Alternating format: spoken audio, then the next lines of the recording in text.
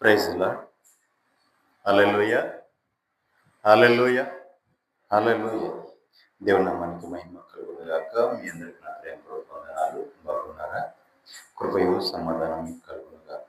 చూడండి పిల్లారా, ఈ శుక్రవారం ఉపవాస విజ్ఞాపన కోరికలో ప్రభువారు నీతో నాతో ఏం మాట్లాడబోతున్నారు అట్టి మాటలు మన వెనుకలో స్థిరపరచబడును గాక. పరిశుద్ధాత్మ దేవుడు సహాయం చేయను గాక. హల్లెలూయా. యెషయా పుస్తకం 3వ అధ్యాయం 14వ వచనం ధ్యానించుకుందాం. యెషయా పుస్తకం 3వ అధ్యాయం 14వ వచనం.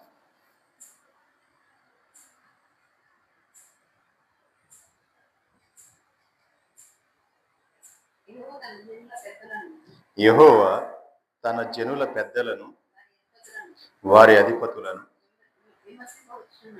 విమర్శింపవచ్చుచున్నాడు. మీరే నా ద్రాక్ష తోటలను తినివేసిరి. మీరు దోసుకుని నా దరిద్రుల సొమ్ము మీ ఎండ్లలోనే ఉంది. దేవునికి మహిమ కలుగును గాక. చూడండి ప్రియులారా, మనము చూసినట్లయితే యెహోవా తన జనుల పెద్దలను వారి అధిపతులను విమర్శించి వస్తున్నాడు. ఆయన త్వరగా రాబోతున్నాడు. వచ్చినప్పుడు ఎవరిని? తన పెద్దలను, ప్రజల యొక్క అధికారులను, ప్రజల యొక్క పెద్దలని, అధిపతులను ఆయన విమర్శించబోతున్నాడు. దేవునికి మహిమ కలుగును గాక. హల్లెలూయా. ఎందుకంటే వారు ఆ ద్రాక్ష తోటలను తినివేసిరి. వారు ఏం చేశారండి? ద్రాక్ష తోటలను తినివేసిరి. తినివేయటమే కాదు, ఆ ద్రోహపు సొమ్ము వారి ఎండ్లలోనే ఉంది. వారి ఎండ్లలో నింపుకున్నారు ద్రోహపు సొమ్ముతో. ఆయన ఒక దేవుని యొక్క ద్రాక్ష తోటలను తినివేశారు. వారు ఎవరయ్యా అంటే తన ప్రజల పెద్దలు, ఈ అధిపతులు. దేవునికి మహిమ కలుగును గాక. చూడండి పిల్లారా, మోషే కాలంలో పెద్దలు నియమించాడు. మోషే కాలంలో పెద్దలు నియమించి, ఇదిగో అన్ని నేను ఒక్కడినే చూడలేకపోతున్నాను కాబట్టి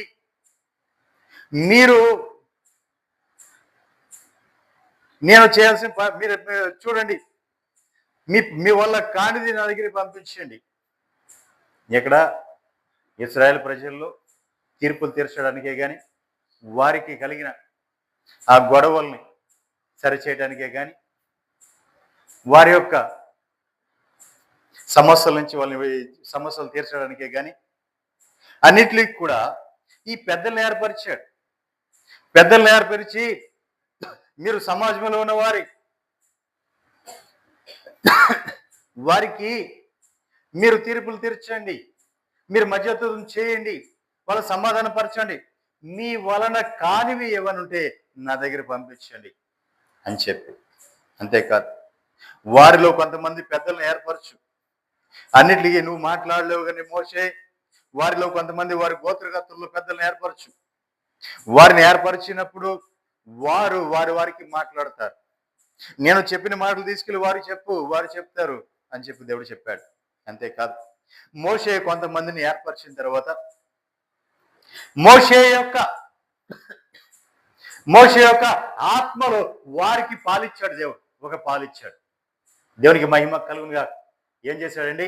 మోషే యొక్క ఆత్మలో వారికి ఒక పాలిచ్చాడు. వారికి ఒక పాలిచ్చి తర్వాత వారు వాళ్ళ విధిని నిర్వర్తించడం మొదలుపెట్టారు. వీళ్ళు పెద్దలు, అధిపతులుగాను పెద్దలుగాను ఇలా నియమించాడు. నియమించి ఆ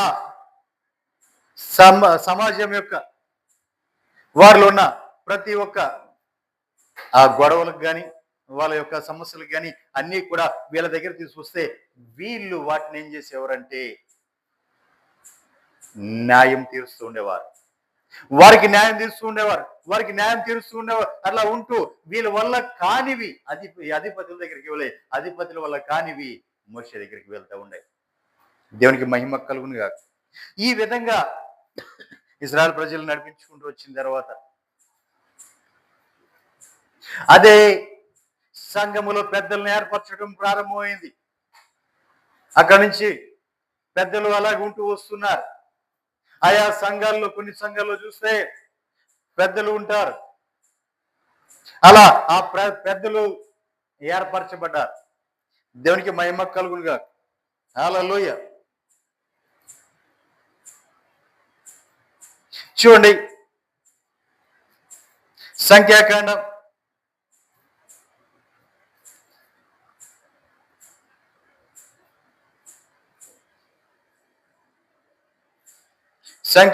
11వ అధ్యాయం 16వ వచనం మనం చూసినట్లయితే,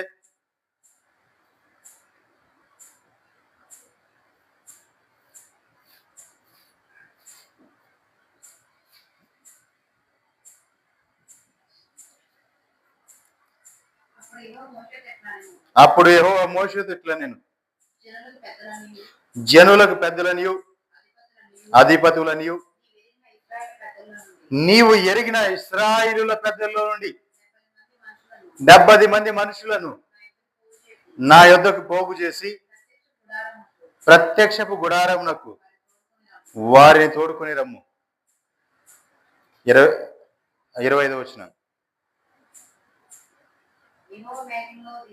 యెహోవా మేఘంలో దిగి వారితో మాట్లాడి అతని మీద వచ్చిన ఆత్మలో పాలు ఆ 70 మంది పెద్దల మీద ఉంచాడు. కావున ఆ ఆత్మ వారి మీద నిలిచినప్పుడు వారు ప్రవచించరే గాని మరలా ప్రవచింపల. దేవునికి మహిమ కలుగునుగా. చూడండి పిల్లారా, ఆత్మ వారి మీదకి వచ్చింది. మోషేలో ఉన్న ఆత్మ, మోషేలో ఉన్న పాలు వారి మీదకి వచ్చింది. ఇది ఎవరి మీదకి? ఆ 70 మంది మీదకి వచ్చింది. 70 మందిని ఏర్పరచమన్నాడు దేవుడు. ఆ 70 మంది మీదకి వచ్చింది. వారు ఏం చేస్తున్నారంటే సమాజానికి తీర్పు తీరుస్తూ ఉన్నారు. ప్రతి వారికి ఏ అవసరం ఉన్నా, ఎక్కడ ఉన్నా వీళ్ళ దగ్గరికి వచ్చి వాళ్ళు చెప్పుకుంటుంటే వారి బాధలు వీళ్ళు తీరుస్తూ ఉన్నారు. అలా ఉన్నప్పుడు దేవుడు అందుకే ఏర్పరచమని చెప్పారు. నిజమే ప్రియులారా, ఇక్కడ మనం చూసినట్లయితే ఈ ప్రవచన వచనంలో చూస్తే యెహోవా తన ప్రజల పెద్దలకు అంటే నాయకులపై ఈ నింద మోపుతున్నాడు. ఏ నింద మోపుతున్నాడు దేవుడు? మీరే నా ద్రాక్ష తోట తినివేసితిరి, దరిద్రులైన వారి సొమ్ము మీ ఇంట్లోనే ఉన్నది. ద్రాక్ష తోట అనేది దేవుని యొక్క ప్రజలే, లేదా దేవుని యొక్క సంఘం. దేవునికి మహిమ కలుగునుగా. దేవుని ప్రజలు, దేవుని యొక్క సంఘం. పెద్దలు అంటే నాయకులు తమ స్వార్థానికి ఉపయోగించుకుంటూ,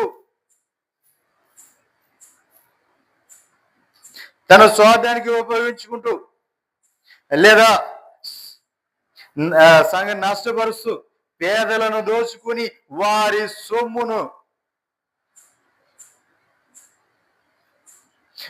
సొమ్మును దోచుకుంటున్నారు. దేవుడు వారి అన్యాయమైన పాలనపై విమర్శ చేస్తున్నాడు. దేవుడు వారి అన్యాయమైన పాలనపై విమర్శ చేస్తున్నాడండి. ఎందుకంటే దరిద్రులైన వారు సొమ్మును దోచుకొని వాళ్ళ వేలల్లో పెట్టుకున్నారు. దరిద్రులైన వారి సొమ్మును దోచుకొని అంటే పేదవారు, సంఘాల్లో పేదవారు ఉన్నారు, దరిద్రులు ఉన్నారు, వారిని దోచుకుంటూనే ఉన్నారు. దేవునికి మహిమ కలుగునుగా. అంతే కదండి. ఈ పెద్దలు ఇంకా ఏం చేస్తున్నారంటే వారు దేవుడు వారిపై తీర్పు తీర్చి విమర్శలోకి తీసుకుని రాబోతున్నాడు. వారు చేసిన ప్రతి దోషాన్ని బట్టి దేవుడు వారిని తీర్పులో తీసుకొని రాబోతున్నాడు. నిజమే ప్రియులారా, కొన్ని సంఘాల్లో పెద్దలు ఉంటారు. కొన్ని సంఘాల్లో ఉన్న పెద్దలు ఎలా ఉంటారంటే, ఇప్పుడు మనం చదువుకున్న 70 మందిని దేవుడు పెద్దలుగా ఏర్పరచమన్నాడు. ఆ 70 మంది మీదకి ఆ దైవజనుడి యొక్క ఆత్మలో పాలు వచ్చింది. ఆ దైవజనుడి యొక్క ఆత్మలో పాలు 70 మంది మీదకి దిగింది. దేవునికి మహిమ కలుగునుగా. ఇప్పుడు కొన్ని సంఘాల్లో ఉంటారు సేవకులు.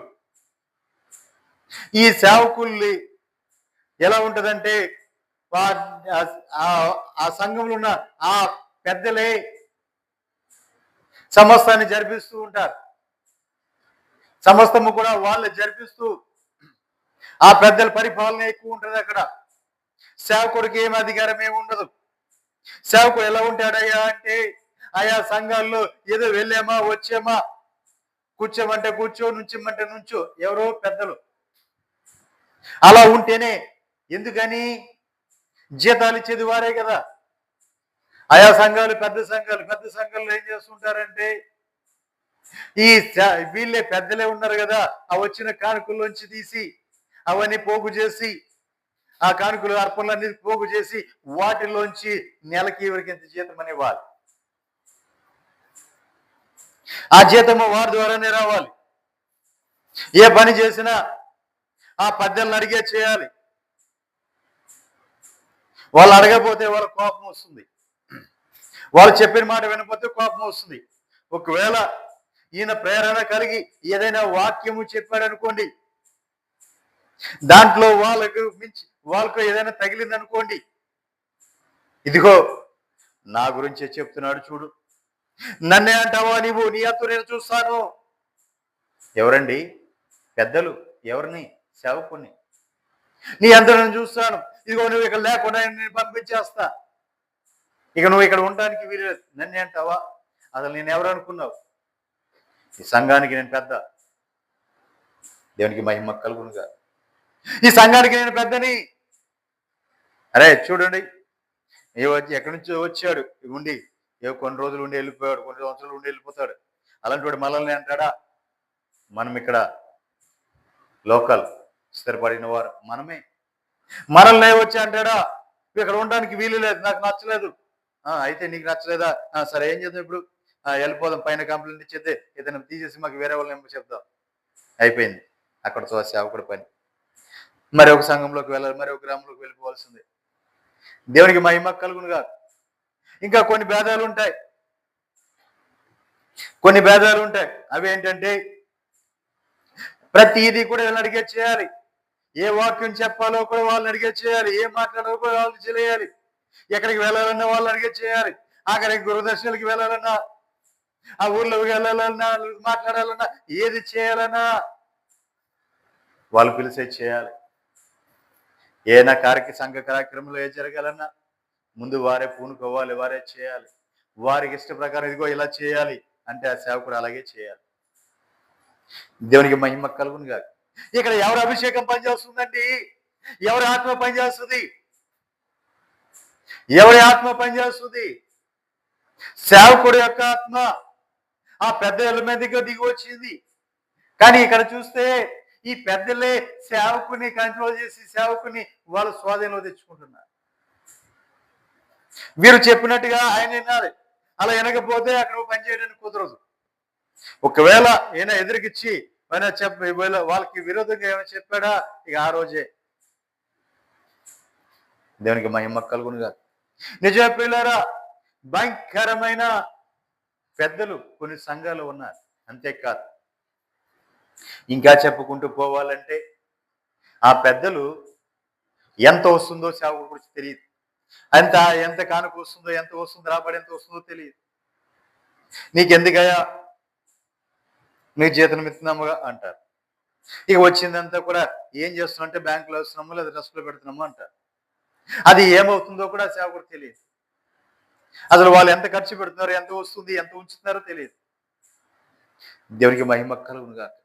అందుకే యెహోవా తన జనుల పెద్దలను, వారి అధిపతులను విమర్శించి వస్తున్నారు.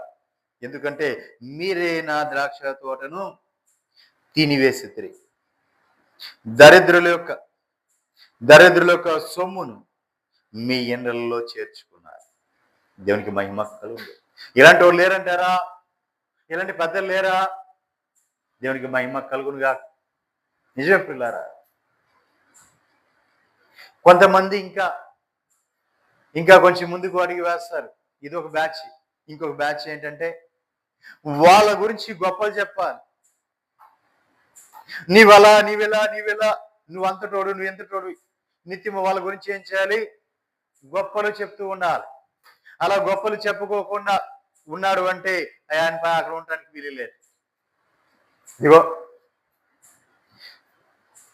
ఈ ఎంఏ కంప్లైంట్ వెళ్ళిపోద్ది పైన పైనున్న అధికారుల దగ్గరికి.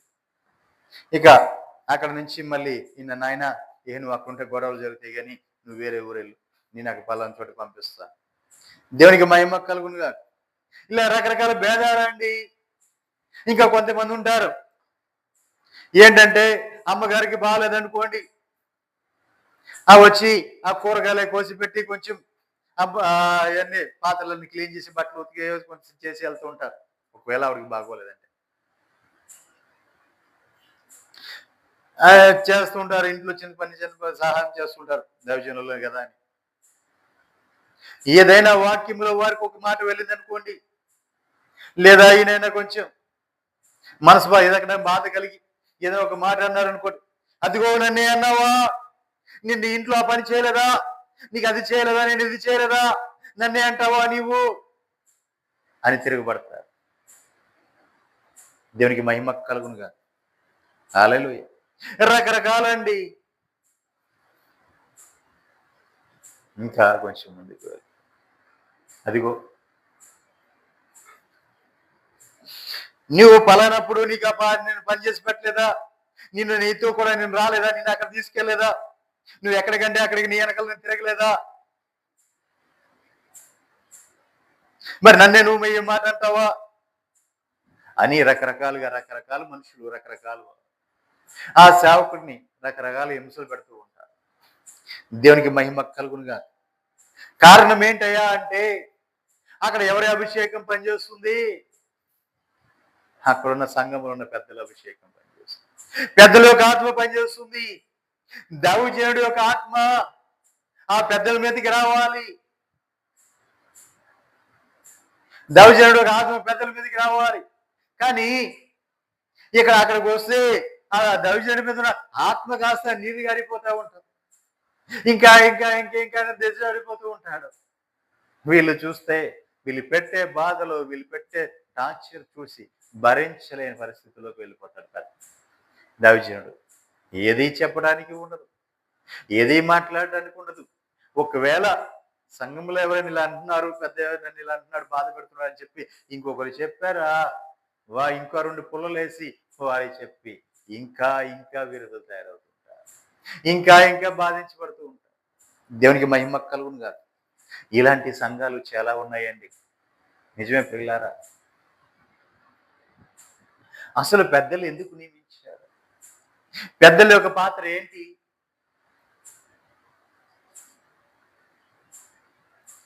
సంఘములో ఉన్న వారిని సక్రంగా నడిపించటం, సంఘములో ఉన్న వారిని మంచి మార్గంలో నడిపించటం, వారు ఎక్కడ తప్పిపోకుండా చూడటం. దైవజనుడు ఒకవేళ ఆలస్యమైందా, దైవజనుడి స్థానంలో నీ పెద్దవారు పెద్ద నిలబడాలి. దైవజనుడి స్థానంలో పెద్ద నిలబడి ఆ సంఘాన్ని నడిపించాలి. ఒకవేళ దైవజనుడు వేరే చోటికి వెళ్ళాడు అనుకోండి, ఆ పెద్ద అక్కడ ఉండి ఏం చేయాలి? సంఘానికి బోధించాలి, సంఘానికి బోధించాలి, సంఘాన్ని ఒక మార్గంలో పెట్టుకుంటూ రావాలి. అన్ని కూడా గొడవలు పెట్టకూడదు, సమాధాన పరుచుకుంటూ వెళ్ళాలి. అందరినీ కూడా సమాధాన పరుచుకుంటూ వెళ్ళాలి, ప్రతి ఒక్కరికి మంచి చేసుకుంటూ వెళ్ళాలి, దేవునికి దగ్గరికి చేసుకుంటూ వెళ్ళాలి. అంతే కదండి. అపోస్తుల కాలంలో పౌలు గారు తిమోతితో ఒక మాట అన్నాడు, తిమోతి ఇదిగో పెద్దల నిక్షేపణతో నీవు పొందిన కృపను వ్యర్థము చేయొద్దు అన్నాడు. దేవునికి మహిమ కలుగునుగా. హల్లెలూయా. పెద్దల యొక్క నిక్షేపణ, వారు చేతులుంచి ప్రార్థించిన పెద్దలు, వారి ప్రార్థనలో ఉన్న శక్తి, నీవు పొందిన ఆ కృపను వ్యర్థము చేసుకోవద్దు అని చెప్పారు. దేవునికి మహిమ కలుగునుగా. నిజమే పిల్లారా. ఎవరైనా రోగి ఉన్నాడా, వ్యాధిగ్రస్తులు ఉన్నాడా, వారి కోసం పెద్దలు ప్రార్థన చేయాలి. ఎవరైనా ఇబ్బందులు ఉన్నారా, సంఘంలో ఉన్న ఎవరైనా ఇబ్బందులు ఉన్నారా, వారికి అభ్యంతరం తీర్చడానికి పెద్ద నిలబడాలి. సంఘంలో ఎవరికైనా భేదాలు వచ్చినాయా, అది వాళ్ళు సమాధాన పరచడానికి పెద్ద నిలబడాలి. ఈ పెద్దలందరూ ఎలా ఉండాలండి? దైవజనుడు యొక్క ఆత్మను పొందిన వారుగా ఉండాలి. దైవజనుడు తర్వాత స్థానంలో ఉన్నవారు అధికారి, అధిపతులను, పెద్దలను ఆ స్థానంలో ఉన్నవారు. అంతే తప్ప దైవజనుడి మీద తిరుగుబాటు చేసి దైవజనుడిని ఒక వాళ్ళకి నచ్చితే ఉంచుతారు 3-4 సంవత్సరాలు, లేదంటే ఒక సంవత్సరం 2 సంవత్సరాల లోపే పంపించేస్తారు. దేవునికి మహిమ కలుగునుగా. కారణం ఏంటి? మాకు నచ్చలేదండి, అసలు ఎదురుంటే మా సంఘం పాడైపోతుందండి, మా గ్రామంలో ఎదురుంటే పాడైపోతుందండి సంఘం. వీళ్ళందరూ వెళ్ళి ఏం చేస్తారు? ఆ నాయకుడి దగ్గరికి వెళ్ళి, ఆ సంఘ పెద్ద నాయకుడి దగ్గరికి వెళ్ళి, బాబా ఇది మా పరిస్థితి, ఆయన ఉంటే మేము చర్చికి వెళ్ళం, మాకు అక్కడ 2 వర్గాలు అయిపోతాయి, ఆయన పక్కన ఒకరు ఇంకోటి పక్కన అయిపోతాయి, లేదంటే మాకు కొంతమంది మానేస్తున్నారు సంఘానికి రావట్లేదు, నువ్వు ఇమీడియట్లీగా ఆయన మారుస్తారా మార్చరా? ఇక ఆయన ఏం చేస్తాడు? ఏమి చెప్పలేడు, దైవజనుడికి చెప్పలేడు, అటు వాళ్ళకి చెప్పలే. వాళ్ళని ఏమంటారంటే సరే నాయన మీరు వెళ్ళని మార్చేస్తా అంటాడు. ఇక దైవజనుడికి వచ్చి బాబా నువ్వు అక్కడ ఎందుకు కానీ వేరే చోటకి వెళ్ళిపో. దేవునికి మహిమ కలుగునుగా. హల్లెలూయా. చూడండి ప్రియులారా, పెద్దల పాత్ర పెద్దలు పోషించాలి. ఎంతవరకు పోషించాలి? సంఘములో పెద్దల యొక్క పాత్ర పునాది. ఆ పునాది స్ట్రాంగ్ గా ఉండాలి, అనేకలు నడిపించేట్లు ఉండాలి, దైవ సన్నిధికి అనేకలు నడిపించేట్లు ఉండాలి, శ్రేష్టమైన ఉపదేశంతో వాళ్ళు కట్టబడేట్లుగా చూడాలి.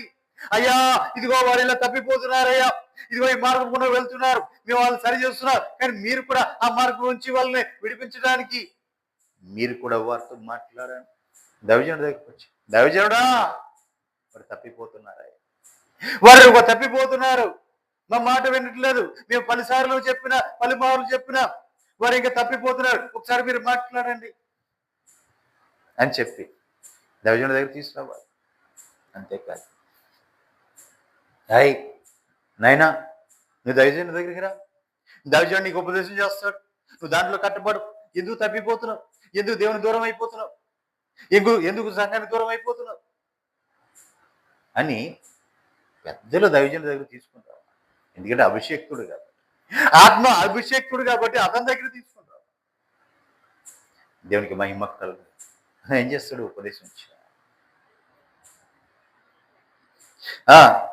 కొంతమంది ఉంటారు దైవజనుడిని పక్కన పెట్టేసి వీళ్ళే ఉపదేశం చేసేస్తారు, వీళ్ళే వాక్యం చెప్పేస్తుంటారు.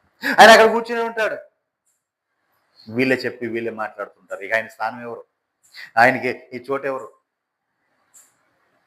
ఆయన వాక్యాన్ని కూడా చోటు ఎవరు? దేవునికి మహిమ కలుగు.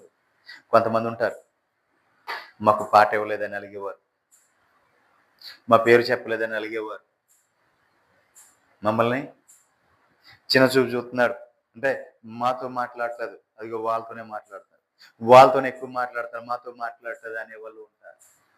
దేవునికి మహిమ కలుగును గాక. నిజమే పిల్లారా, రకరకాల పెద్దలు రకరకాలుగా ఉంటారు. దేవునికి మహిమ కలుగును గాక. కొంతమంది ఉంటారంటే పెద్దలు రోషము కలిగి ఉంటారు, వారు ప్రజలను దేవుని వైపు మళ్ళిస్తూ ప్రజలకు మాదిరిగా ఉండేవారు కూడా ఉన్నారు. దేవునికి మహిమ కలుగునుగా. హల్లెలూయా. చూడండి ప్రియులారా,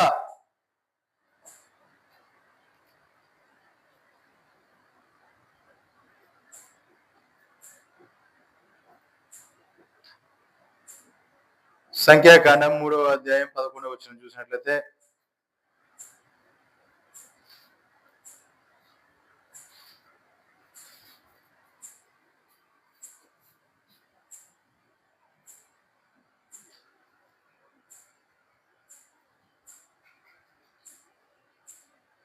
సంఖ్యాకాండం 3వ అధ్యాయం 11వ వచనం.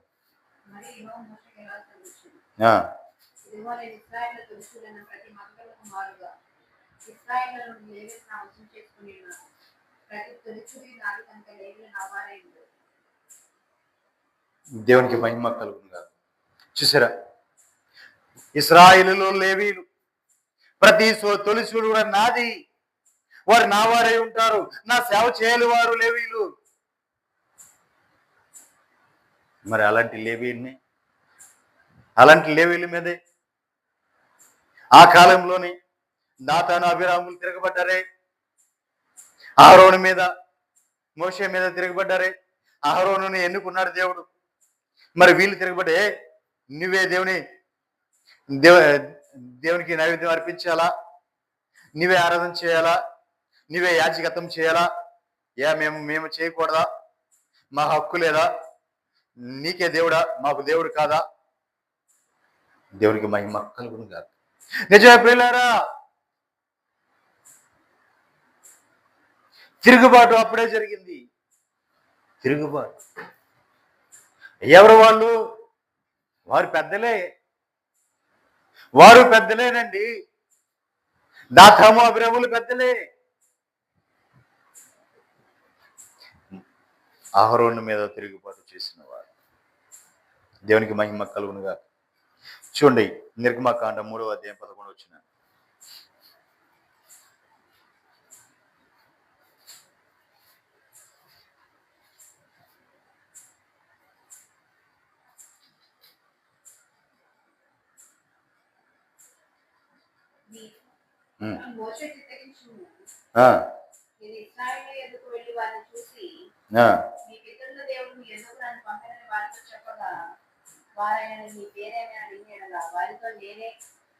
నేనేం చెప్పవాలని దేవుని అడిగింది.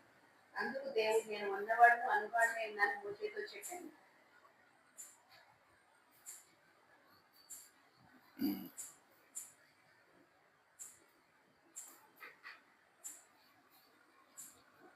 దుష్టులకు శ్రమ, వారి క్రియల ఫలము వారికి కలుగును. ప్రజల విషయమై నేనేమందును? బాలురు వారిని బాధ పెట్టుచున్నారు, స్త్రీలు వారిని ఏలుచున్నారు. నా ప్రజల నాయకులు త్రోవ తప్పిపోవచ్చున్నారు. వారు త్రోవల జాడలను చెరిపివేయుదురు. యెహోవా వాదించుటకు నిలబడి ఉన్నాడు, జనములను విమర్శించుటకు లేచి ఉన్నాడు. దేవునికి మహిమ కలుగునుగా. నిజం పిల్లారా, ఇక్కడ చూడండి, మనం చూసినట్లయితే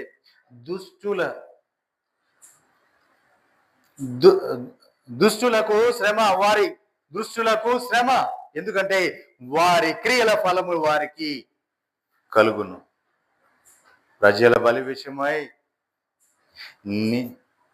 దేవుడు ఏమంటున్నాడంటే, బాలురు వారిని బాధిస్తున్నారంట, స్త్రీలు వారిని ఏలుచున్నారంట. నా ప్రజలారా, మీ నాయకులు మిమ్మల్ని త్రోవ తప్పించి ఉన్నారు, వారు త్రోవల జాడలు చెరిపివేసి ఉన్నారు. అంటే దేవుని యొక్క త్రోవల యొక్క జాడల్ని చెరిపేశారు. వారు త్రోవ తప్పిపోవటమే కాదు, మిమ్మల్ని కూడా త్రోవ తప్పించేశారు. యెహోవా వాదించుటకు నిలబడి ఉన్నాడు, జనములను విమర్శించుటకు ఆయన లేచి ఉన్నాడు. దేవునికి మహిమ కలుగునుగా. నిజమే ప్రియులారా, త్రోవలను తప్పించేసేవారు చాలా మంది ఉన్నారు. వాళ్ళు త్రోవ తప్పిపోవటమే కాదు, నిన్ను త్రోవ తప్పించి ఆ త్రోవ యొక్క జాడలను చెరిపివేసేవారు. నీ ముందు ఇంకా మార్గం కనపడదు, అడుగు జాడలు కనపడవు. అదిగో, నీకు ముందుగా నడుస్తున్న మందల అడుగు జాడలను బట్టి నీవు నా సన్నిధికి రా అని పరమగీతలో అన్నాడు. నీకు ముందుగా పోవచ్చున్న మందల అడుగు జాడలను బట్టి నీవు కనుకొని నా సన్నిధికి రామని చెప్పాడు. నిజమే, ఆ అడుగు జాడల్ని, మనకు ముందుగా వెళ్తున్న అడుగు జాడల్ని వాడు తప్పిపోవడమే కాకుండా మనల్ని కూడా త్రోవ తప్పించి ఆ అడుగు జాడలను చెడిపి వేస్తే ఇంకా మనకి ఏ మార్గం కనపడుతుంది? మనం ఎటువైపు వెళ్ళగలం? దేవునికి మహిమ కలుగునుగా. హల్లెలూయా. అందుకే ఆ దుష్టులకు శ్రమ అని చెప్తున్నాడు దేవునికి మహిమ కలుగునుగా. ఎందుకంటే వారిని వాదించడానికి, వారిని నిలబెట్టడానికి, జన్మలను విమర్శించడానికి దేవుడు ఏం చేస్తున్నాడు? లేస్తున్నాడు. దేవునికి మహిమ కలుగునుగా. ఒక రోజున యేసు ప్రభువారు యేసు ప్రభువారు ఒక రోజున మందిరంలో దేవాలయంలో బోధిస్తున్నారు.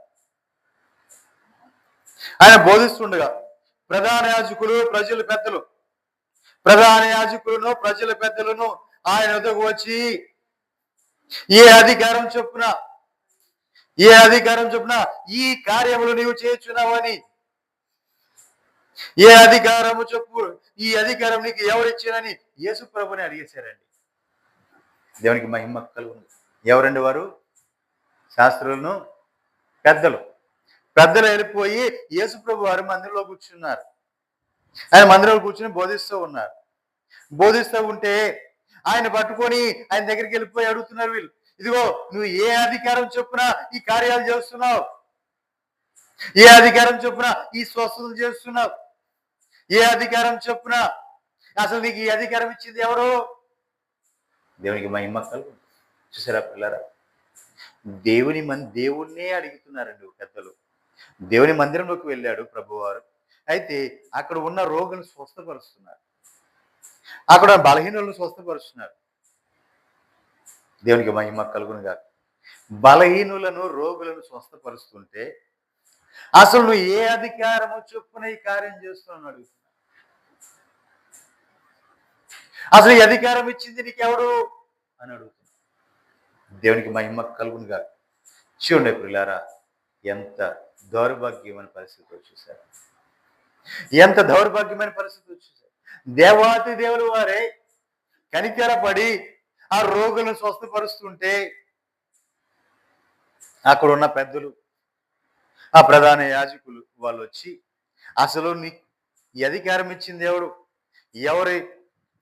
నీ అధికారం ఇచ్చింది ఎవరు? ఏ అధికారము చొప్పున నువ్వు ఇక్కడ కార్యం చేస్తున్నావు? నిజమే ప్రియులా, అంటే వాళ్ళే అధికారం ఇవ్వాలి, వాళ్ళే కార్యము చేయాలి, వాళ్ళు చెప్తే ఈయన వినాలి. ఈ రోజున ఉన్న పరిస్థితి అదేనండి. సంఘాలు ఉన్న పెద్దలు ఉన్న పరిస్థితి ఇదేనండి. సంఘాలు ఉన్న పెద్దలు అడుగుతుంటారు, ఇదిగో నువ్వు ఎందుకు వచ్చావు, ఏ కార్యం చేస్తున్నావు ఇక్కడ? ఆ సంఘంలో ఉన్న వారిని స్వస్థపరిచి స్వస్థత కార్యాలు చేస్తున్నారు. అసలు నువ్వు చేయాల్సిన పని ఏంటి? ఏ అధికారం చొప్పున చేస్తున్నావు? అసలు నేను ఇక్కడ నియమించింది ఎవరు? నీకు అధికారం ఇచ్చింది ఎవరు? దేవునికి మహిమ కలుగునుగా. దైవజనుల మీద తిరుగుబాటు అండి. ఆ ప్రభువారి కాలంలో, యేసు ప్రభువారి కాలంలోనే ఆయన మీద తిరుగుబాటు చేశారు ఈ పెద్దలు. ఈ కాలంలో దైవజనుల మీద పెద్దలు తిరుగుబాటు చేసిన పెద్ద లెక్క. దేవునికి మహిమ కలుగునుగా. హల్లెలూయా. కింద వచ్చినానికి వద్దాం. మత్తయి శుభవార్త 21వ అధ్యాయం 24 వచ్చినానికి వద్దాం.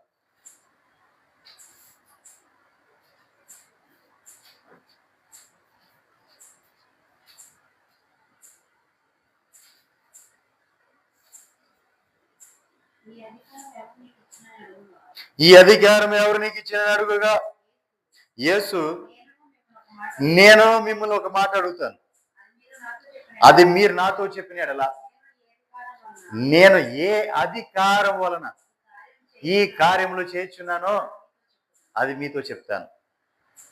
దేవునికి మహిమ కలుగునుగా. చూడండి పిల్లారా, వీళ్ళు వచ్చారు, ఈ పెద్దలు వచ్చారు, యాజకులను, ఈ ప్రధాన యాజకులను పెద్దలను అక్కడికి వచ్చి నీవు ఏ అధికారము చొప్పున ఈ కార్యాలు చేస్తున్నావు, ఈ రోగులు స్వస్థపరుస్తున్నావు, నీకు ఈ అధికారం ఇచ్చింది ఎవరు అడిగినప్పుడు ఆయన కూడా ఒక మాట అడిగాడు, నేను అడిగేదాన్ని బట్టి నువ్వు చెప్తే నేను నీకు చెప్తాను అన్నాడు. ఏంటది అన్నారు. అంటే ఆయన బాప్తిస్మం గురించి మాట్లాడాడు. యోహాను ఇచ్చి బాప్తిస్మం పరలోకం నుంచి వచ్చిందా లేదా యోహాను నుంచి వచ్చిందా అని అడిగాడు. అంటే ఇప్పుడు యోహాను ప్రవక్త అని చెప్పి ప్రజలు నమ్ముతున్నారు. అంటే పరలోకం నుంచి వచ్చింది బాప్తిస్మం అంటే వాళ్ళు ఒప్పుకుంటారు. లేదు అది లోకానుసారంగా వచ్చిందంటే మనల్ని చంపేస్తారు అని చెప్పి ఆలోచించి అది మాకు తెలియదు అన్నారు. అంటే యేసుప్రభు ఏమన్నాడు, నేను కూడా చెప్పాల్సిన అవసరం మీకు చెప్పాల్సిన అవసరం నాకు లేదు అని చెప్పేసి. దేవునికి మహిమ కలుగునుగా. చూడండి పిల్లారా, అక్కడ కార్యములు జరుగుతుంటే అడ్డగించేవారు పెద్దలేనండి. యేసు ప్రభు వారినే అడ్డగించారండి వారు.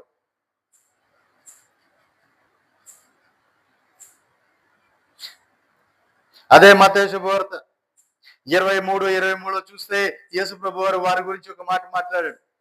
చాలా ఆ మాట చూస్తే, అయ్యో అయ్యో వ్యాసదారులైన శాస్త్రులారా, పరిసయ్యులారా, మీరు పుదీనాలోను, సోపులోను, జీలకర్రలోను 10వ వంతు చెల్లించి ధర్మశాస్త్రములో ప్రధానమైన విషయములను అనగా న్యాయమును, కనికరమును, విశ్వాసమును విడిచిపెట్టితిరి. వాటిని మానక వీటిని చేయవలసి ఉండెను. దేవునికి మహిమ కలుగును గాక. చూడండి పిల్లలారా, ఇక్కడ యేసు ప్రభు వారు చెప్తున్నారు శాస్త్రులు పరిచయాల గురించి. అయ్యో శాస్త్రులారా, పరిచయులారా అంటే వారు ఏమన్నారు? అయ్యో వేశ్యదారులారా అన్నాడు. ఎవరండి? వేశ్యదారులు. శాస్త్రులారా, పరిచయులారా అంటే మీరు ఆయన యేసు ప్రభు అన్నది వారిని ఏమని? వేశ్యదారులారా అన్నారు. అంటే పైకి ఒక వేషం, లోపల ఒక వేషం. పైకి ఒకలాగా, లోపల ఒకలాగా. దేవునికి మహిమ కలుగునుగా. మీరు వేషం వేసుకున్నవారు మీరు. వారిని క్షుణ్ణంగా ఎరిగిన వారు కాబట్టి నా ప్రభు ఆ మాట మాట్లాడలేరు. అయ్యో వేషధారులైన శాస్త్రులారా, పరిచయులారా, మీరు వాళ్ళు ఏం చేస్తున్నారండి? అన్నిటిలోనూ వంతు చెల్లిస్తున్న దేంట్లో? పుదీనాలోను, సోపులోను, జీలకర్రలోను 10వ వంతు చెల్లిస్తున్నారు. పుదీనా, సోంపు, జీలకర్ర ఈ కూరలు వేసుకున్న వీటిలో అన్నిటిలో కూడా 10వ వంతు తీస్తున్నారు. దశభాగం తీస్తారు. కూరలో జీలకర్ర ఎంత వేస్తావమ్మా? ఎంత వేస్తావు? ఎంత వేస్తావు? దాంట్లో 10వ వంతు తీస్తున్నారు. సోంపు ఎంత వేస్తావు? ఎంత వేస్తావు? దాంట్లో 10వ వంతు తీస్తున్నారు. పుదీనా ఎంత వేస్తాం? ఎత్తే 4 ఆకులు అంతేనా? దాంట్లో కూడా ఏం చేస్తున్నారు? 10వ వంతు తీస్తున్నారు. కానీ ఇవన్నిట్లోనూ వీళ్ళు 10వ వంతు తీస్తున్నారు. కానీ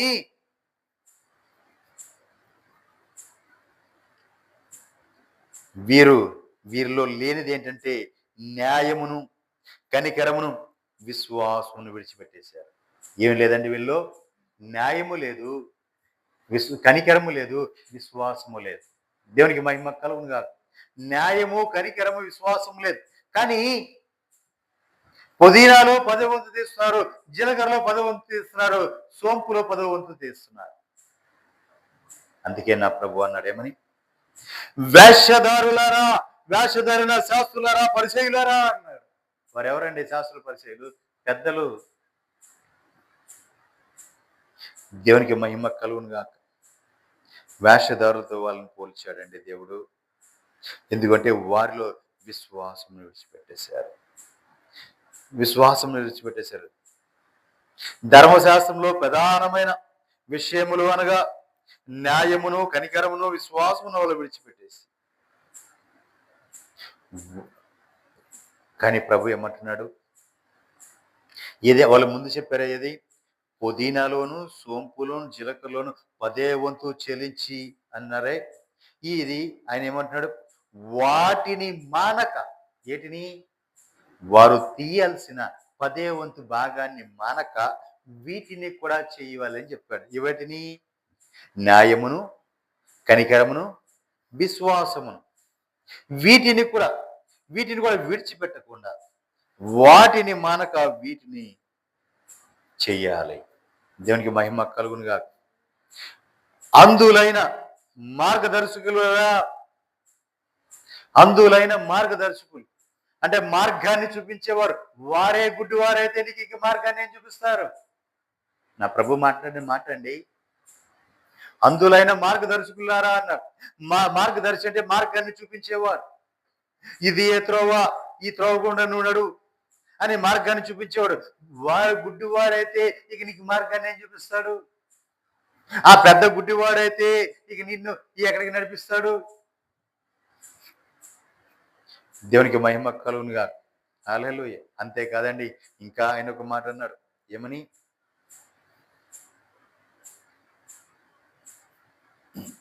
చూడండి, దోమ లేకున్నట్లు వడిగట్టి. దోమ ఎంత ఉంటుందండి? ఇంత దోమ. అది లేకుండా వడిగడతండి. ఒక దాంట్లో పడితే దాన్ని పడిందని చెప్పి అంతగా వడిగట్టి, అంతగా చూసి దోమలతో సహితం కూడా అవన్నీ కూడా వడగట్టడానికి అంత చిన్నగా చూసి మొత్తం అన్నిటి వడగట్టి, కానీ ఏం చేస్తాడంటే ఒంటెలను మింగి వేస్తున్నాడు. దేవునికి మహిమ కలుగునుగా. తాగే పాత్రలో ఇప్పుడు వాటర్ ఉందండి, వాటర్ ఉంది. ఇప్పుడు ఈ నీళ్లు తాగే నీళ్ళలో దోమ పడింది. తాగే నీళ్ళు దోమ పడినందుకు ఏం చేస్తాడు, దాన్ని వడిగట్టేసాడు. దోమను వచ్చి వడిగట్టి పక్కన పెట్టాడు. కానీ ఒంటెలను మృంగివారు మీరు కదా. దేవునికి మహిమ కలుగునుగా. ఇక్కడ సంఘంలో చూస్తే ఇతను చూడడానికి పరిశుద్ధులాగాను అనేకులు నడిపించే పెద్దగా కనపడుతున్నాడు. ఇదిగో దీంట్లో 4 దోమ ఉందయ్యా, దీన్ని ఉరగట్టి తాగాలి, దీనిలో తాకూడదు. మనం ఎవరు అనుకున్నాం, దేవుని పిల్లలు మనం ఇలా తాకూడదు అని చెప్తారు. అదే సంఘంలో చెప్పి పక్కకు వెళ్ళి ఒంటెల్ని మింగేస్తున్నారు. ఇక్కడేమో దోమ ఉడిగట్టాడు, అక్కడికి వెళ్ళి ఒంటిని మింగేశాడు. దాని అర్థం అంటే ఏంటో తెలుసా? సంఘములో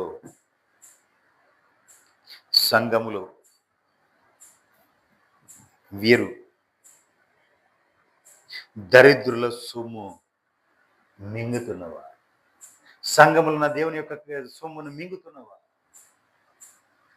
దేవునికి మహిమ కలుగునుగా. చూడటానికి ఏమో దోమని కూడా నేను ఒడిగడుతున్నాను, నింతగా ఉన్నాను అని చూపిస్తారు. వెనక్కేలేమో మొత్తం ఒంటిలో దోసేసుకుంటున్నారు. దేవునికి మహిమ కలుగునుగా. హల్లెలూయా. అయ్యో వేషధారులైన శాస్త్రులారా, పరిసయ్యులారా, మీరు గిన్నె పల్లెములు వెలుపట శుద్ధి చేదురు గాని అవి లోపట దోపుతోనూ అజితేంద్రియములతోనూ నిండి ఉన్నాయి. దేవునికి మహిమ కలుగునుగా. ఏం చేస్తున్నారండి శాస్త్రుల పరిచయాలు? పెద్దలు, సంఘములు పెద్దలు చేసే పని ఏంటి? గిన్నెను, కంచమును, పల్లెమును ఏం చేస్తారంటే గిన్నెను, పల్లెమును వెలుపట శుద్ధి చేస్తుంటారు. ఇంకా అందరికీ కనపడాలిగా, తెల్లగా మెరుస్తుండాలి, దగ మెరుస్తుండాలి. బయట కడుగుతుంటారు, లోపల మాత్రం కడగరు వీళ్ళు. అంటే బయటికి మాత్రం రూపం కనపడుతుంటది, లోపల మాత్రం శుద్ధి ఉండదు. వీళ్ళకి శుద్ధీకరణ లోపలేదు, హృదయ శుద్ధి లేదు. పైకి మాత్రం చూడటానికి మాత్రం శుద్ధిగా ఉన్నాడు, చక్కగా ఉన్నాడు చంద్రశేఖర్. తెల్లగా బట్టలు వేసుకుని తెల్లగా ఉన్నాడు. లోపల మాత్రం అంతా ఏముంది? కుళ్ళిపోయి ఉంది. దేవునికి మహిమ కలుగునుగా. హల్లెలూయా. ఈ లోపలంతా ఏముందండి? దోపుతోనూ అజితేంద్రియములతో నిండిపోయింది. లోపలంతేమో దోపుతో అజితేంద్రియంతో నిండిపోయింది. పైకి మాత్రం ఎలా కనపడుతుంది? అండి పల్లెమును, గిన్నె పల్లెము తెల్లగా కనపడుతుంది. ఆ లోపల ఉన్నది మాత్రం శుద్ధి చేయట్లేదు వీళ్ళు. దేవునికి మహిమ కలుగునుగాక. గుడ్డి పరిచయుడా, గిన్నెయు పల్లెమును వెలుపల శుద్ధి అగునట్లుగా ముందు వాటి లోపల శుద్ధి చేయి. ఓ గుడ్డుడా, ప్రభు అన్న మాట అండి. నేనంట, ఓ గుడ్డుడా, నీవు ముందు వెలుపట కాదు లోపల వెలుపల శుద్ధి చేయి. గిన్నెయు పల్లెము లోపల శుద్ధి చేయి. ఎందుకంటే లోపల నీకు కనపడట్లా. ఎంతవరకు పైపైన మెరుగులు పెడుతున్నావు తప్ప లోపల కులిపోయింది ఉంది, అది నీకు కనపట్లా. నువ్వు గుడ్డోడివి కాబట్టి నీవు లోపలిది శుద్ధి చేయి, ఆ లోపల భాగం శుద్ధి చేయి.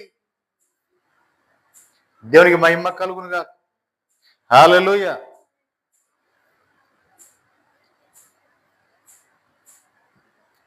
చూడండి, లోకాసు వార్త 13వ అధ్యాయం 31 వచ్చిన.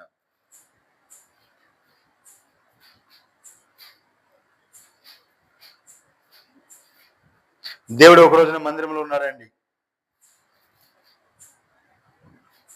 అక్కడ ఉండి ఆయన బోధిస్తుంటే ఆయన దగ్గరకు వచ్చి అంటున్నారు వీళ్ళు.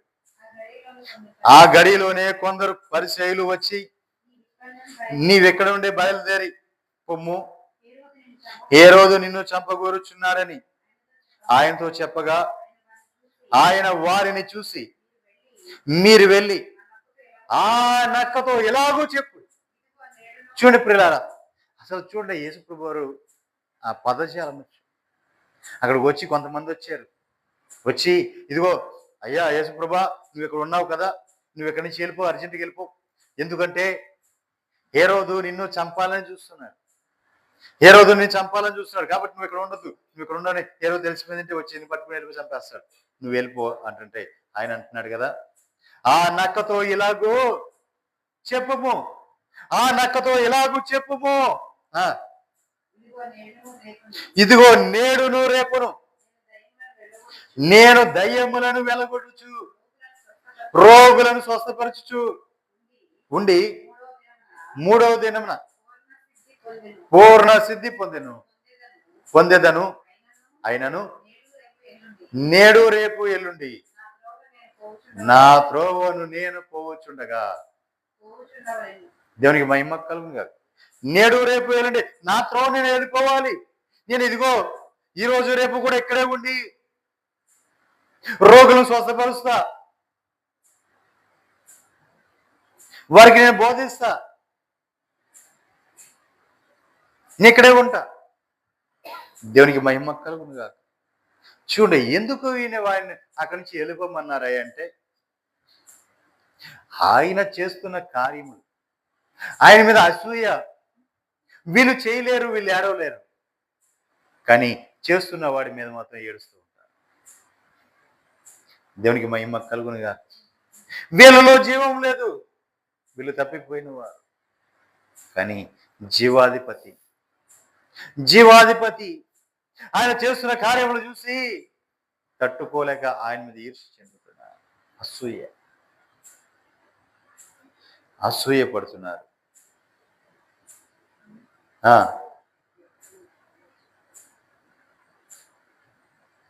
దేవునికి మహిమ కలుగును గాక. హల్లెలూయా. నిజమే పిల్లారా,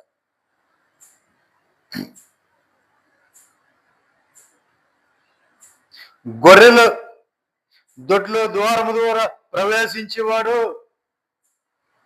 గొర్రెల యొక్క దొడ్డి ద్వారంలో ప్రవేశించేవాడు యజమానుడు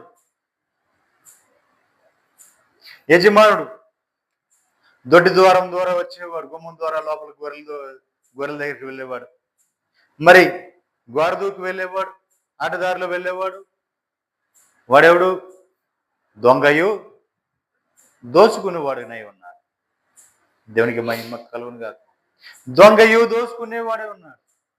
నిజమే ప్రియులారా, మనం ఆలోచించాల్సిన విషయాలు ఇవన్నీ కూడా, మనం అన్నీ ఆలోచించాల్సిన విషయాలే అండి.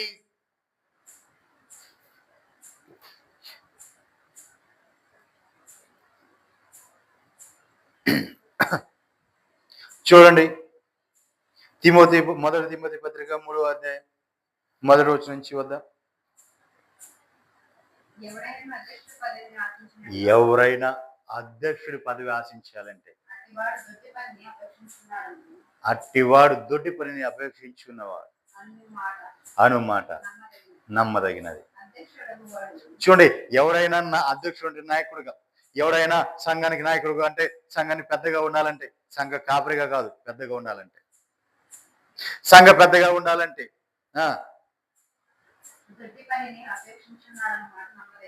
వాడు దొడ్డి పనిని అపేక్షించుచున్నాడు అన్నమాట నమ్మదగినది. అధ్యక్షుడు అగువాడు. చూడండి, ఈ పెద్ద ఉండేవాడు ఎలా ఉండాలి? నిందారహితుడుగా ఉండాలి. వాళ్ళు అవన్నీ కూడా క్వాలిటీస్ కావాలి, ఇవన్నీ కూడా ఉండాలి. అంతేకాదు నిందారహితుడుగా ఉండాలి. 2 ఏకపత్ని పురుషుడై ఉండాలి, అంటే ఒక భార్య మాత్రం ఉండాలి. మితానుభవం కలిగి ఉండాలి, అంటే తనకున్న దాంట్లో తృప్తి చెందాలి, తన కలిగిన దాంతోనే తను సంతోషపడాలి. మితానుభవం కలిగి ఉండాలి. స్వస్థ బుద్ధి కలిగిన వాడే, తన స్వస్థ బుద్ధి, మంచి బుద్ధి కలిగిన వాడే ఉండాలి. అంతేకాదు ఎదుటి వారిని మర్యాదస్తుడై ఉండాలి, అతిథి ప్రియుడై ఉండాలి.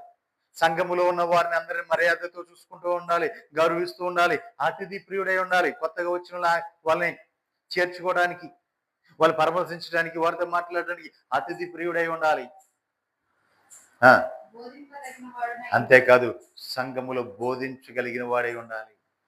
ఒకవేళ దైవజనుడు రాకపోయినా లేదా అవకాశం వచ్చినప్పుడు ఇతను బోధించేవాడై ఉండాలి. ఆ మద్యపాని కొట్టువాడు కాక చూడండి, ఇతడు మద్యపానీయము తాగువాడు కాక సాత్వికుడును సాత్వికుడును జగడమాడని వాడును జగడమారని వాడును ధనాపేక్ష లేని వాడును ధనాపేక్ష లేనివాడును. సంపూర్ణ బాధ్యత కలిగి చూడండి, ఒకటి సాత్వికుడిగా ఉండాలి, రెండోది ధనాపేక్ష లేనివాడిగా ఉండాలి, మూడోది సంపూర్ణ జగడమాడని వాడును జగడమాడకూడదు, గొడవలకు వెళ్ళకూడదు. సంపూర్ణ మాన్యత కలిగి సంపూర్ణ మాన్యత కలిగి తన పిల్లలను స్వాధీనపరచుకొనొచ్చు. తన పిల్లలను స్వాధీనపరచుకొనొచ్చు. తన ఇంటి వారిని బాగు ఏలువాడు తాను ఇంటి వారిని బాగుగా ఏలువాడినై ఉండాలి. దేవునికి మహిమ కలుగును గాక. చూడండి, తన ఇంటి వారిని బాగా ఏలలేదనుకోండి, ప్రజలు ఏం వెళ్తాడండి? సంఘాన్ని ఏం నడిపిస్తాడండి? తన ఇంటి వారిని నడిపించుకోలేకపోతే ఇక సంఘాన్ని ఏం నడిపిస్తాడు? ఒక్కొక్కరు ఒక్కో దారి, ఒక్కొక్కరు ఒక్కో దారి. నా ఇష్టం వచ్చలేదు, నేను చేస్తా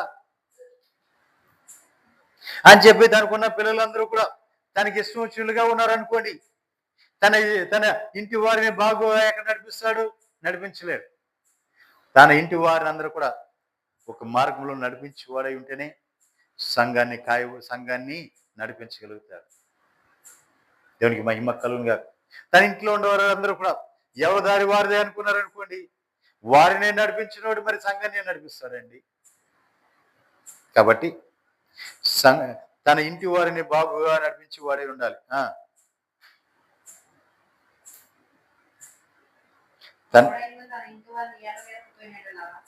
ఎవడైనాను తన ఇంటి వారిని ఏలనేరకపోయిన ఎడల అతడు దేవుని సంఘాన్ని ఎలా పాలిస్తాడు? చూడండి, దేవుని సంఘాన్ని పాలించాలంటే తన ఇంటి వారిని బాగుగా ఏలువాడై ఉండాలి. దేవుని సంఘాన్ని అప్పుడు దేవుని సంఘాన్ని అతడు పాలిస్తాడు. అతడు గర్వవంతుడై అపవాది కలిగిన శిక్షావిధికి లోబడుకుండునట్లు క్రొత్తగా చేరిన వాడై ఉండకూడదు. కొత్తగా సంఘంలో కొత్తగా వచ్చిన వాడిని అది పెద్దగా నిలబించకూడదు. కొత్తగా వచ్చేసాడు కదా అని చెప్పి వాడి సంఘంలో నిలబెట్టకూడదు. ఎందుకంటే అతడు గర్విష్ఠుడై ఉంటాడు అతడు. ఎందుకంటే అంతకు ముందు ఉన్న వారిని అతడు ఏదో విధంగా పక్కన పెట్టి ఆ స్థానం పొందుకోవాలని చూస్తూ ఉంటాడు. కొత్తగా వచ్చినని సంఘములో పెద్దన చేయకూడదు. దేవునికి మహిమ కలుగునుగా. మరియు అతడు నిందపాలై అపవాది ఊరిలో పడిపోకుండానట్లు సంఘమునకు వెలుపటి వారి చేత మంచి సాక్ష్యం పొందిన వాడే ఉండాలి. దేవునికి మహిమ కలుగునుగా. సంఘానికి వెలుపల ఉన్న వారితో కూడా మంచి సాక్ష్యం పొందుకుని ఉండాలి. సంఘములో ఉన్న వారిని మాత్రమే కాదు, సంఘములో ఉన్న వారి వల్లే కాదు, సంఘానికి వెలుపట ఉన్న వారితో కూడా మంచి సాక్ష్యం అతడు పొందుకొని ఉండాలి. దేవునికి మహిమ కలుగునుగా. హల్లెలూయా. ఈ విధంగా చెప్పుకుంటుంటే చాలా ఉన్నాయండి. ఇలాంటి లక్షణాలన్నీ ఉండాలి. ఒక పెద్ద అవ్వాలంటే ఇలాంటి లక్షణాలు కలిగి ఉండాలి. రోగుల కోసం ప్రార్థన చేసేవాడిగా ఉండాలి, రోగులు పరామర్శించేవాడిగా ఉండాలి, ఆ గృహ దర్శనాలు చేసిన వాడిగా ఉండాలి, దైవజనుడు నడిపిస్తున్న వాడిగా ఉండాలి. దైవజనుడి దగ్గర వచ్చి, అయ్యా ఇదిగో ఈ సమస్య ఇది, ఇతని కోసం నువ్వు ప్రార్థన చేయి అని చెప్పేవాడిగా ఉండాలి. సంఘ బాధ్యతలు భరించేవాడిగా ఉండాలి. అన్ని విషయాల్లోనూ మితానుభవం కలిగి ఉండాలి. దేవునికి మహిమ కలుగునుగా. ఎక్కడ కూడా ఏది కూడా దేవునికి విరుద్ధమైనది ఏది కూడా అతనికి రాదు. దేవునికి విరుద్ధమైన ఏది కూడా అతనికి రాకూడదు. దేవునికి మహిమ కలుగునుగా. హల్లెలూయా. ఎలా ఉండాలండి? అధ్యక్షుడు అనబడిన వాడు నింద అనేది రాకుండా నిందరహితుడుగా ఉండాలి. ఏకపత్ని పురుషుడిగా ఉండాలి. మితానుభవం కలిగి ఉండాలి. స్వస్థ బుద్ధి గలవాడుగా ఉండాలి. మర్యాద కలిగిన వాడుగా ఉండాలి. అంతేకాదు అతిథి ప్రియుడిగా ఉండాలి. బోధింపగలిగిన వాడిగా ఉండాలి. మద్యపానము తాగకుండా ఉండాలి. గొడవలకు కొట్లాటకి వెళ్లకుండా ఉండాలి. సాత్వికుడిగా ఉండాలి. జగడమాడకుండా ఉండాలి. ధనాపేక్ష లేనివాడుగా ఉండాలి. ఇంకా చాలా ఉన్నాయి చెప్పుకుంటూ పోతే. ఈ క్వాలిటీస్ అని అతనిలో ఉండాలి. మరీ ముఖ్యంగా అతడు ఆత్మానుభవం కలిగి ఉండాలి. ఆత్మ నడిపింపులో కలిగి ఉండాలి. ఎందుకంటే మనం ముందే చెప్పుకున్నాం, దావీదు యొక్క ఆత్మలో పాలు ఆ పెద్దల మీద ఉంది. దావీదు యొక్క ఆత్మలో పాలు పెద్దల మీద ఉంది. అలా వాళ్ళ అభిషేకము నిలిచి ఉండాలి. దేవునికి మహిమ కలుగు. అలాంటి పెద్దలు ఏర్పరచుకోవాలి. కానీ మనం చెప్పుకున్నట్లుగా కొన్ని సంఘాల్లో ఉన్న పెద్దల్లాగా ఉండకూడదు. దేవునికి మహిమ కలుగునుగా. హల్లెలూయా. అన్నిటికీ కూడా దైవజనుడికి సహకరిస్తూ, అన్ని విషయాల్లో కూడా దైవజనుడిని బలపరుస్తూ, నీకెందుకు మేమున్నామయ్యా అని వెనకాల ఇగో అనేక ఆత్మలు రక్షించు, అనేక ఆత్మలు ప్రభు తట్టు తిప్పడానికి నువ్వు బలంగా నిలబడు, వెనకాల మేము స్ట్రాంగ్గా ఉన్నాం, మేము నీకు సపోర్ట్ చేస్తాం అని వెన్నంటుని నిలబడిసినవా సంఘాన్ని చెరుపు నక్కలుగా మారిపోతుంది. ద్రాక్షావనాన్ని చెరుపు నక్కలుగా మారిపోతున్నారు. కొంతమంది ఉంటారు, దైవజనుడి ముందు ఒకలాగా, వెనకెలంగానే వాడే గుంట కింద కాసు ఉన్న నక్కలాగా ఉంటాడు. దేవునికి మహిమ కలుగునుగా. నిజం పిల్లారా, వీళ్ళందరినీ కూడా నా ప్రభు అందరినీ కూడా ముందుగానే గమనించాడు. అయ్యో శాస్త్రులైన పరిచయులారా, మీరు వేశ్యదారులు అన్న ఆ నక్కతో ఇలాగూ చెప్పు అన్న. దేవునికి మహిమ కలుగునుగా. హల్లెలూయా. కాబట్టి ప్రియులారా, ఆయన వారి మీదకి తీర్పు తీసుకొని రాబోతున్నాడు. త్వరగా రాని ఉన్న ప్రభు ఏం చెబుతున్నాడు? ఎవరి మీద తీర్పు తీసుకొని రాబోతున్నాడు? ఎవరి మీదకి? యెహోవా తన జనుల పెద్దలను, వారి అధిపతులను విమర్శింప వచ్చుచున్నాడు. ఎందుకంటే మీరే ద్రాక్ష తోటలో తినివేస్తున్నారు. ఆ పెద్దలు ఏం చేస్తున్నారు? సంఘాన్ని పాడు చేస్తున్నారు, సంఘాన్ని తినివేస్తున్నారు, సంఘాన్ని చెల్లాచెదురు చేస్తున్నారు, అల్లకల్లోలం చేస్తున్నారు. కాబట్టి వారి మీద తిరుగుబాటు చేయ దేవుడే రాబోతున్నాడు. తీర్పు తీర్చడానికి దేవుడే రాబోతున్నాడు. దేవునికి మహిమ కలుగునుగా. నిజమే ప్రియులారా, వేషధారులాగా ఉండకూడదు, దుష్టులాగా ఉండకూడదు. మరి ఎలా ఉండాలయ్యా? దేవునికి ఇష్టలుగా ఉండాలి, దేవునికి ప్రియులుగా ఉండాలి. సంఘము అత్యాశక్తితో ప్రార్థన చేస్తాయి. దైవజనుడి యొక్క సంఖ్యలు తెంచబడ్డాయి. దైవజనుడు యొక్క సంఖ్యలు తెంచబడ్డాయండి. శరసాల్లో ఉన్న దైవజనుడు అంధకారంలోంచి గాఢంధకారంలోకి వెళ్ళిపోతున్న ఆ సేవకుడు సంఘము అత్యాశక్తి ప్రార్థన చేస్తుంటే దేవుడే చేయి పట్టుకొని తీసుకొచ్చి వీరి ముందు చేశారు. దేవునికి మహిమ కలుగునుగా. నిజమే ప్రియులారా, అంతగా మన సంఘములో మనమే ఒక పాత్రగా మారిపోవాలి. పెద్ద అంటే ఆ సంఘాన్ని మొత్తాన్ని భారము మోయగలిగిన వారిగా ఉండాలి, ఆ బాధ్యత తీసుకున్న వారిగా ఉండాలి. ఎక్కడ కూడా ప్రభుకి మచ్చ వచ్చేట్లు ఉండకూడదు. ఎన్ని బాధలు వచ్చినా, ఎన్ని సమస్యలు వచ్చినా, ఎన్ని ఇబ్బందులైనా ఆ దైవజనుడు సంఘం మీదకు తీసుకొని రాకూడదు. కొంతమంది ఉంటారు, భేదాలు కలిగిస్తుంటారు సంఘాల్లో. బయట జరిగినవన్నీ కూడా సంఘంలోకి తీసుకొస్తూ ఉంటారు. దేవునికి మహిమ కలుగునుగా. నిజం ప్రియులారా, నా ప్రభువు చెప్తున్న మాట, ఎవడైనా సంఘములో పెద్దగా ఉండాలంటే, అధ్యక్షుడి పదవి కోరుకుని ఆశిస్తే ఎవడైనా, వాడు ఎలా ఉండాలండి? నమ్మదగిన వాడుగా ఉండాలి, నిందారహితుడిగా ఉండాలి, మితానుభవం కలిగి ఉండాలి, మర్యాద కలిగి ఉండాలి, స్వస్థ బుద్ధి కలిగి ఉండాలి, అతిథి ప్రియుడై ఉండాలి, బోధింప కలిగిన వాడై ఉండాలి,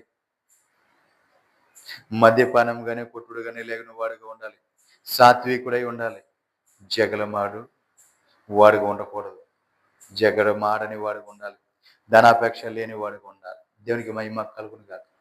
ఈ ధనాపేక్ష ఇది చాలా భయంకరమైన. సంఘములో ధనాపేక్ష కలిగిన వాడు సంఘములో ఉంటే అది చాలా ఘోరమైనది. ఇక ఎప్పుడు కూడా దేనో దాన్ని వాడు ఏం చేస్తుంటాడు, వాడి స్వలాభానికి దాన్ని వాడుకుంటూ ఉంటాడు. యూదా ఇస్కరియోతు ఏమయ్యాడండి? ఎప్పుడు కూడా ఏం పట్టుకున్నాడు? సంచి పట్టుకుని ఉండేవాడంట. యేసు ప్రభు వారి దగ్గర ఉన్న ఇస్కరియోతు యూదా సంచి పట్టుకున్నాడు, ధన సంచి. ఆ ధన సంచి పట్టుకున్నవాడే ఆఖరికి అతడు మరణానికి పోయాడు. దేవునికి మహిమ కలుగును కాదు. నిజమే పిల్లారా, సంఘములో సంఘాన్ని నడిపించేవాడు నాయకుడైతే, ఆ నాయకుడికి తోడై ఉండి నడిపించి, నాయకుడికి మించి పనిచేసేవాడే పెద్ద. అన్ని సమస్యలను తీర్చుకుంటూ అన్ని విషయాల్లో ఉండి సేవకుడికి సహకారిగా ఉండి సేవకుడు ఇంకను బలపరిచి సంఘముని స్థిరపరిచేవాడు పెద్ద. దేవునికి మహిమ కలుగును కాదు. కాబట్టి పెద్దగా ఉండాలని ఎవరైనా ఆశపడి ఉంటే వారు ఆ విధంగా ఉందరుగాక. యెహోవా తన జనుల పెద్దలను వారి అధిపతులను విమర్శించి వచ్చుచున్నారు. మీరే ద్రాక్ష తోటను తినివేసితిరి, దరిద్రులైన వారి సొమ్ము మీ ఎండలో దాచిపెట్టుకున్నారు. దేవునికి మహిమ కలుగునుగా. హల్లెలూయా. నిజం ప్రియులారా, మరి అందరూ కూడా ప్రభువారు త్వరగా రాని ఉన్నారు కాబట్టి మనము ఆయన రాకడికి సిద్ధపడదాం. ఆయన కోసం ప్రార్థన చేసుకుందాం. మరి ఈ 10వ మాసములో రేపు వచ్చే ఆదివారం మొదటి ఆదివారం కాబట్టి అందరికీ కూడా ప్రభు బల్ల ఉంటుంది, సిద్ధపడండి. మీ అందరికీ నా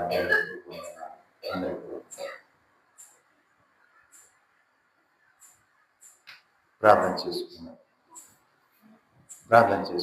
అందరూ కూడా ప్రార్థన చేసుకుందాం. స్తోత్రం